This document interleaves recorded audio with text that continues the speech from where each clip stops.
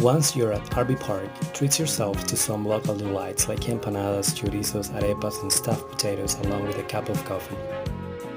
Take a peek at the traditional native cabins the indigenous people once called home. Then, why not check out for a few more local spots for a bite before you head off into the forest? With plenty of trails to choose from, each one lined with towering trees, the forest can make you feel like you're in your own little world. I have to admit, I even got a bit turned around at one point, but thanks to Google Maps, I managed to find my way back. Just a word of caution though, it's easy to lose your bearings out here, so tread carefully and you will enjoy as hell. This forest is incredible, and turning down the noise of the city is just a truly rewarding experience.